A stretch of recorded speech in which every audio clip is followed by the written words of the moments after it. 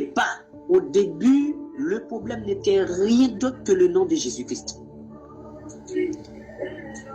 Ok? Ce n'était rien d'autre que le nom de Jésus-Christ au début. Et cela doit être toujours le cas, le même problème. Défendons-le avec menace de parler désormais à qui que ce soit en ce nom-là. Parce que le problème, c'est quoi? C'est ce nom-là. Et les ayant appelés, il leur défendit absolument de parler et d'enseigner au nom de Jésus-Christ. Pierre et Jean leur répondirent, jugez s'il est juste devant Dieu de vous obéir plutôt qu'à Dieu. Car nous ne pouvons pas ne pas parler ce que nous avons vu et entendu. Il parlait avec puissance, avec autorité, avec assurance. Et c'est la puissance et l'autorité que vous allez utiliser qui fera fuir l'ennemi, qui fera fuir l'adversaire, qui fera fuir les esprits impurs, qui interceptera les attaques des esprits impurs. Et c'est la raison pour laquelle que vous devez être dans la parole. Parce que si vous n'avez pas la parole, vous n'avez pas la puissance.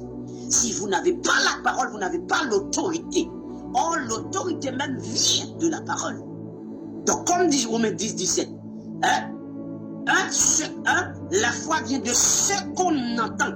Et ce qu'on entend vient de la parole de Dieu. Donc, on les défend de faire ça. Regardez ce qui se passe. Regardez. Verset 21 à 4. Il leur fit de nouvelles menaces et les relâchèrent, ne sachant comment les punir à cause du peuple, parce que tous glorifiaient Dieu de ce qui était arrivé. Car l'homme qui a été l'objet de cette guérison miraculeuse était âgé de plus de 40 ans. Après avoir été relâchés, parce qu'ils ont été arrêtés. Pourquoi? Pour le nom de Jésus. Et avec le miracle qu'ils avaient opéré au nom de Jésus. Parce que le problème, ce n'est rien d'autre. C'est le nom de Jésus. C'est le nom de Jésus qui sauve, qui guérit, qui transforme, qui libère, qui purifie, qui sanctifie. C'est le nom de Jésus qui fait tout.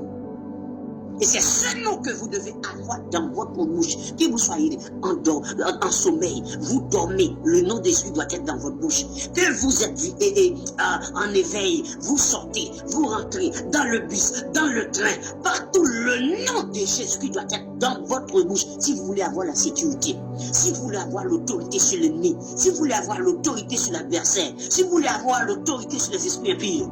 Parce que des fois, vous avez oublié que vous-même, vous pouvez imposer les mains pour vous-même. Vous-même, vous pouvez bloquer, intercepter, attaquer l'ennemi vous-même, sans avoir besoin de l'aide d'un pasteur, peu importe.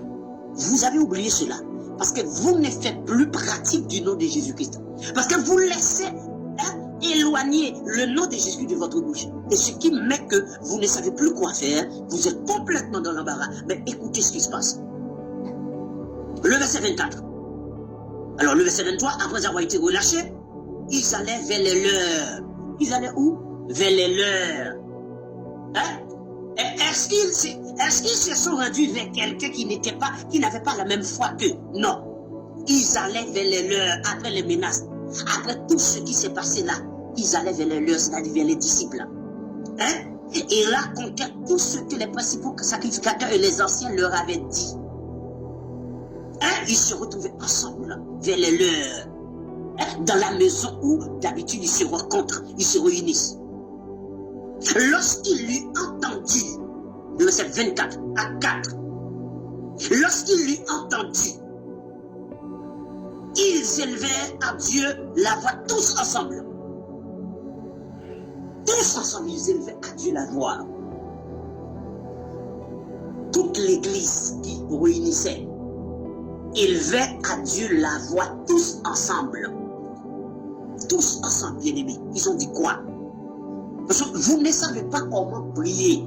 Raison pour laquelle vous ne pouvez pas prier. Raison pour laquelle lorsque vous priez, l'ennemi n'a même pas peur de vos prières parce que vous ne coordonnez pas, vous ne respectez pas la formule de la prière.